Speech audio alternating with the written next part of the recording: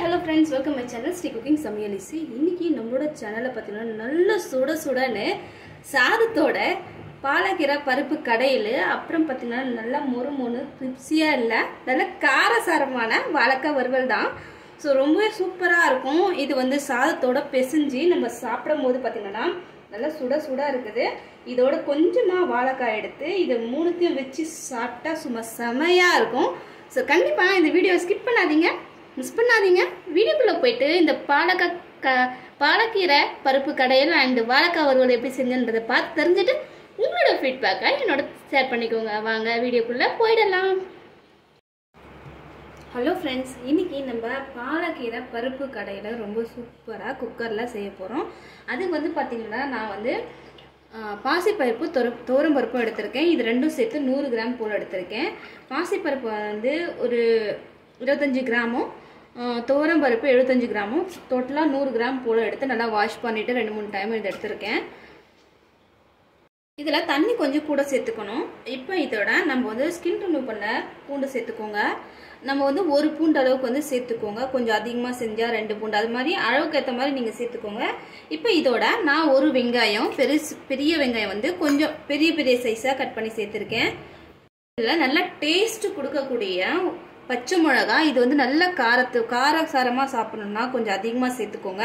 காரத்துக்கு ஏற்ப சேர்க்கணும்னா நீங்கள் உங்கள் அளவுக்கு ஏற்ற மாதிரி கரெக்டாக சேர்த்துக்கோங்க. நான் வந்து ஒரு 10 பச்சை மிளகா போல் அதோட காம்புகள் எல்லாம் கிள்ளி நல்லா வாஷ் பண்ணி இதெல்லாம் சேர்த்துக்கிட்டேன். இதோட நல்ல பழமாக இருக்கிற 3 தக்காளி பழம், ஒரு மீடியம் சைஸ் தக்காளி பழம் 3 சேர்த்துக்கோங்க.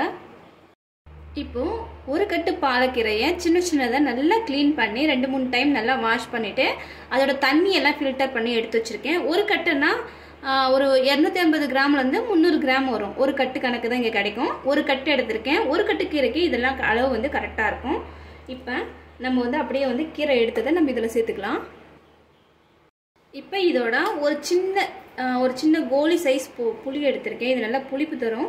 புளிப்புக்கு ஏற்ற மாதிரி வந்து நீங்கள் புளி சேர்த்துக்கோங்க. ஆனால் பாலக்கீரையில் நம்ம புளி சேர்த்து செய்யும்போது ரொம்ப டேஸ்ட்டு கொடுக்கும். ஸோ இப்போ வந்து நான் ஒரு சின்ன எலுமிச்சை பழம் சைஸு கோலி சைஸ்னு வச்சுக்கலாம். அந்த அளவுக்கு வந்து நான் புளி வந்து நல்லா வாஷ் பண்ணி அதை சேர்த்துருக்கேன். இப்போ இதோட தேவையான அளவு மஞ்சத்தூள் சேர்த்துக்கோங்க. மஞ்சத்தூள் சேர்த்து செய்யும்போது நம்மளுக்கு வந்து கலர் மாறாது, இருந்தாலும் வந்து மஞ்சத்தூள் சேர்த்து செஞ்சோன்னா நல்லாயிருக்கும். அப்படிங்கிறதுனால நான் எப்போவுமே மஞ்சத்தூள் சேர்த்து செய்வேன். மஞ்சத்தூள் ஆட் பண்ணிக்கோங்க. அது வந்து நோய் எதிர்ப்பு சக்தி அதிகம். அதே மாதிரி கீரையில் இதிலெல்லாம் வந்துட்டு நம்மளுக்கு வந்து சேர்த்து சாப்பிடும்போது ரொம்ப நல்லாயிருக்கும். இதோட கீரைக்கு தேவையான உப்பு சேர்த்துக்கோங்க. எல்லாத்தையும் நம்ம சேர்த்தாச்சு. இதை வந்து கீரை வந்து நல்லா வெந்த அப்புறம் அது வந்து கொஞ்சமாக தான் நம்மளுக்கு கிடைக்கும். ஸோ இப்போ வந்து குக்கர் மூடியை போட்டு 3-4 விசில் போல் விட்டு எடுத்துக்கலாம். நம்ம அடுத்து வந்து ரொம்ப சிம்பிளாக வாழைக்காய் வறுவல் எப்படி செய்யலான்றது இந்த வீடியோவில் பாருங்கள். இப்போ வந்து கடாய் வச்சுருக்கேன். கடாய் வச்சோடனே தேவையான அளவு எண்ணெய் சேர்த்துக்கோங்க. நான் வந்து 50 கிராம் போல் எண்ணெய் சேர்த்துக்கிறேன். 1/2 டீஸ்பூன் போல் கடுகு, 1/2 டீஸ்பூன் போல் சீரகம். இந்த வாழைக்காய் பொரியலை நம்ம வந்து குக்கர் விசில் வந்து ஸ்டீம் ரிலீஃப் ஆகிறதுக்குள்ளவே நம்ம வந்து வாழைக்காய் வறுவல் செஞ்சிடலாம். இப்போ கடுகு நல்லா வெடிஞ்ச உடனே நான் வந்து ஒரு 5-6 பல்லு பூண்டு வந்து நல்லா நுணுக்கி எடுத்திருக்கேன். இதை போட்டு ஃபஸ்ட் நல்லா ஃப்ரை பண்ணிக்கோங்க. இப்போ அதோட ஒரு வெங்காயம் சின்னதாக கட் பண்ணி சேர்த்துட்டு இதை நல்லா வந்து ஃப்ரை பண்ணி கொடுங்க ஃபஸ்ட்டு.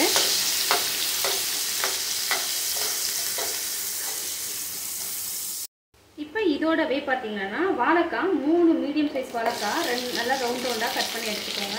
இல்லைன்னா நீங்கள் வந்து ஸ்கொயர் ஷேப்லையும் நல்லா வந்து கட் பண்ணி எடுத்துக்கோங்க. வாழைக்காய் சேர்த்துட்டு இதை வந்து நல்லா ஃப்ரை பண்ணி கொடுங்க.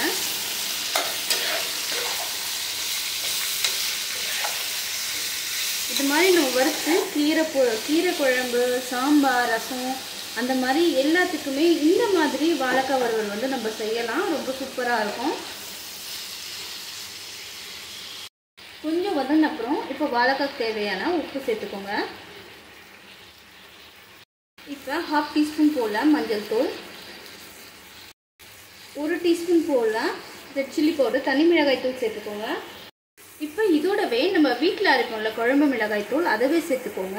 கொஞ்சம் கிரேவின்னு இல்லை, இந்த வாழைக்காயோட மேலே வந்துட்டு அந்த மசாலா வந்து கொஞ்சம் அதிகமாக இருந்தால் சாப்பிடும்போது நல்லாயிருக்கும் இல்லையா. இந்த குழம்பு மிளகாய் தூள் சேர்த்தோம்னா நம்மளுக்கு கொஞ்சம் ஒரு சூப்பரான ஃப்ளேவர் கொடுக்கும். அதனால குழம்பு மிளகாய் தூள் சேர்த்துட்டு இதோட நீங்கள் கரம் மசாலா சேர்த்துக்கலாம். நான் கரம் மசாலா சேர்க்கலாம். இப்போ இதை எல்லாத்தையும் நல்லா சேர்த்து மிக்ஸ் பண்ணி விடுங்க. கொஞ்ச நேரம் இது வந்து நல்லா எண்ணெயில் வதங்கட்டும். இதோட ஒரு தக்காளி பழம் கட் பண்ணி சேர்த்துக்கோங்க சின்ன சின்னதாக. இப்போ இதுவும் நல்லா வந்து வதங்கணும்.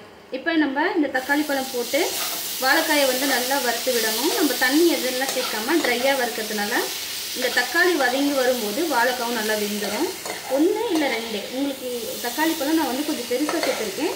மீடியம் சைஸ்னால் நீங்கள் 2 தக்காளி பழமும் சேர்த்து நல்லா மிக்ஸ் பண்ணி கொடுங்க. இப்போது தக்காளி எல்லாம் நல்லா வதங்கின உடனே பார்த்தீங்கன்னா வாழைக்காவும் நல்லா வந்து வெந்திருக்கு. நமக்கு வந்து ரொம்ப வேகணும் அப்படிங்கிறது இல்லை, நம்மளுக்கு வந்து இப்படி குத்துன உடனே பார்த்தீங்கன்னா ஓடியணும் பாருங்கள். இந்த அளவுக்கு இருந்தால் சாப்பிட்றதுக்கு நல்லாயிருக்கும். இப்போ இதோட கொஞ்சமாக தனியாக தூவி நல்லா வந்து மிக்ஸ் பண்ணி விட்டுக்கோங்க. ரொம்ப சூப்பராக இருக்கும். இந்த மாதிரி நீங்கள் ட்ரையாக செய்யும்போது சாப்பிட்றவங்க கூட சாப்பிடுவாங்க வாழைக்காய், அந்தளவுக்கு டேஸ்ட்டாக இருக்கும். இப்போ நம்மளோட வாழைக்காய் பொரியல் வந்து வறுவல் வந்து ரொம்ப சூப்பராக ரெடி ஆகிடுச்சு, வாசனையோடு இருக்குது. இந்த வாழைக்காய் வறுவல் நீங்களும் ட்ரை பண்ணிவிட்டு எப்படி இருக்குன்னு உங்களோட ஃபீட்பேக்கை என்னோட ஷேர் பண்ணிக்கோங்க. இப்போது குக்கரு 3-4 விசில் விட்டு நான் வந்து ஸ்டீம் ரிலீஃப் ஆகிடுச்சு. இப்போ நம்ம கீரை பருப்பெல்லாம் எப்படி வெந்திருக்குன்னு பார்க்கலாம். பாருங்கள், கீரையெல்லாம் நல்லா வெந்திருக்கு, நல்லா வந்து சூப்பராக இருக்குது. இப்போ இந்த தண்ணியை வந்து நம்ம ஃபில்டர் பண்ணிக்கணும். ஃபஸ்ட்டு ஃபில்டர் பண்ணி எடுத்து வச்சுக்கலாம். இப்போ ஒரு மத்தோ இல்லை ஒரு மேசரை வச்சு நல்லா வந்து இதை மிக்ஸ் பண்ணி கொடுத்துக்கோங்க. அவ்வளோதான். மத்து வச்சு நம்ம சட்டியில் கடையும் போது டேஸ்ட் வந்து நல்லாயிருக்கும். இப்போ நான் மேசரில் வந்து குக்கரில் செஞ்சதுனால மேசர் வச்சு நல்லா வந்து மசிச்சு விட்டுக்கிறேன்.